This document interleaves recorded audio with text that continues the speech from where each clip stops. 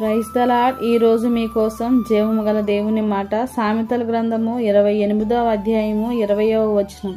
నమ్మకమైన వానికి దీవెనలు మెండుగా కలుగును. నమ్మకముగా జీవించు వారికి యాతనలు ఎక్కువ అని కొందరు అనుకుంటూ ఉంటారు. ఎంత నీతిగా యథార్థంగా జీవిస్తూ ఉన్నాం, కానీ ప్రతిఫలం ఏమీ కూడా లేదు అని తలంచుకుంటూ కొన్ని సందర్భాల్లో ఆలోచిస్తూ చింతిస్తూ ఉంటారు. కానీ ఆ విధంగా చింతించకూడదు. తగిన సమయానికి తగిన రీతిగా ఆయన తన కార్యాలను జరిగిస్తాడు. అంతేకాని నమ్మకంగా జీవించువానికి ఏమీ కూడా ఆయన కొదువ చేయడు. వాక్యం బోధిస్తుంది, నమ్మకమైన వానికి దీవెనలు మెండుగా కలుగునని. అందుచేత ఓపికతో ఆయన ఇచ్చే దీవెనల కొరకు కనిపెట్టాలి. కానీ దేవుని మార్గాల నుండి తప్పిపోయి తిరగకూడదు.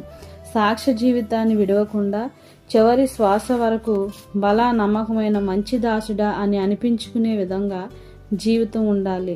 ఈ లోకాన్ని అనుసరించకుండా దేవుడు మనకు అప్పగించినటువంటి కుటుంబాల్లో, ఉద్యోగ స్థలాల్లో అయినా దేవుని కొరకు నమ్మకంగా జీవించాలి.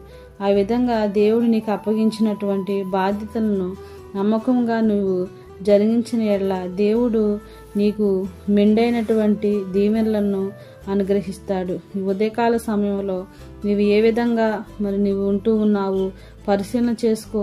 వాక్య వెలుగులో సరిచేసుకో. నీతిమంతుడు న్యాయవంతుడైన దేవుని ఎడల నమ్మకంగా ఉండు.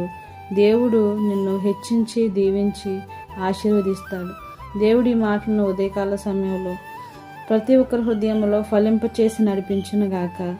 ఆమేన్. ప్రార్థన. మహోన్నతుడువు, ప్రేమ కలిగిన మా తండ్రి, మీకే వందనములు ప్రభువా. మోషే వల్లే మేము కూడా మా జీవితంలో, కుటుంబంలో, పరిచర్యలో, సమాజంలో నమ్మకంగా జీవించి దైవదీవెనలు పొందుకోవడానికి కృప చూపమని యేసుక్రీస్తు వారి నామంలో ప్రార్థిస్తున్నాను తండ్రి. ఆమేన్.